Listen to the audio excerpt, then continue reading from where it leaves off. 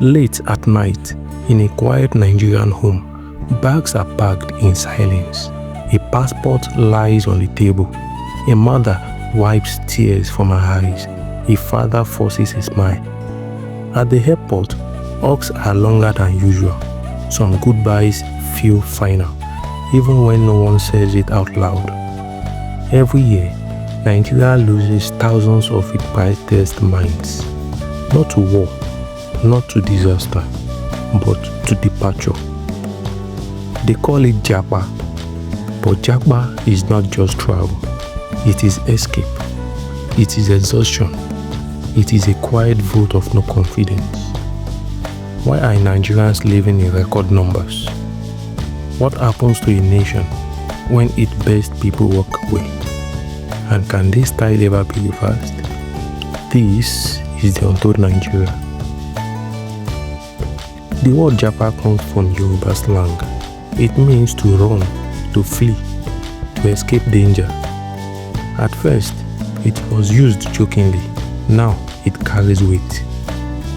Japa no longer means going abroad for vacation. It means leaving Nigeria with no clear plan to return. It is students applying for foreign schools, doctors writing foreign exams, engineers changing careers just to qualify for visas, families selling land to fund relocation. Japa has become a national mindset, a silent agreement that survival lies elsewhere. Nigeria's brain drain did not begin today. In the 1960s and early 1970s, Nigeria was a destination, not an escape route. Universities were respected, hospitals functioned, public service had dignity. Then came instability. Military coups disrupted governance. The oil boom distorted priorities. The structural adjustment program weakened institutions. Slowly, professionals began to leave. First were doctors and lecturers, then engineers, then researchers. At first, it was manageable. Over time, it became a flood.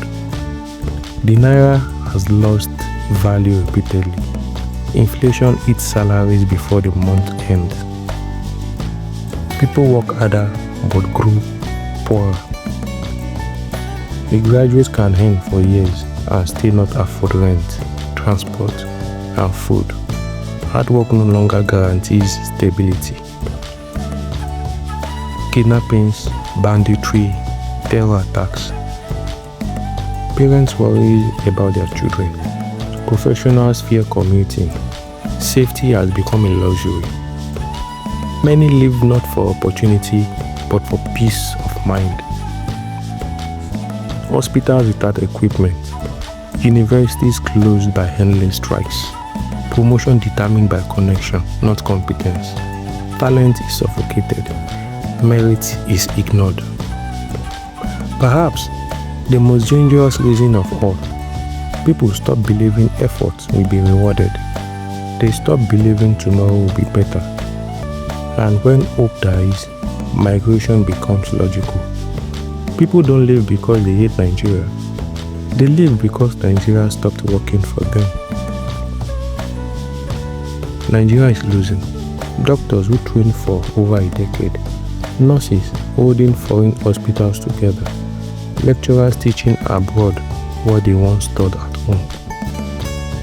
Tech professionals powering global companies.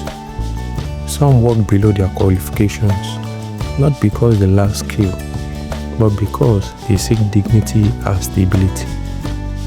Countries like the UK, Canada, the US, Australia, and Gulf nations actively recruit Nigerian talent. Nigeria trains them. Others reap the benefit. The cost is enormous. Hospitals are understaffed. Universities lose experienced lecturers. Research stagnates. Innovation slow. Billions of naira invested in education leave with each passport stamp. The country grows weaker, not from lack of people, but from loss of capacity. Japa is not entirely evil. Remittances support families. Diaspora Nigerians contribute globally. Some return with skills and capital. But there is a danger. If everyone leaves, then who builds? Who teaches? Who heals? Nigeria is not short of talent. It is short of systems that allow talent to thrive. The Japa generation is not running away from Nigeria. They are running towards dignity, safety, and opportunity. The question is not why they leave. The question is, when will Nigeria give a reason to stay? Every story like this reminds us, Nigeria is more than history. It is heritage. If you believe these stories deserve to be heard, don't just watch, be a part of it. Subscribe, share, and let's bring the Untold Nigeria to light, one story at a time. This is the Untold Nigeria.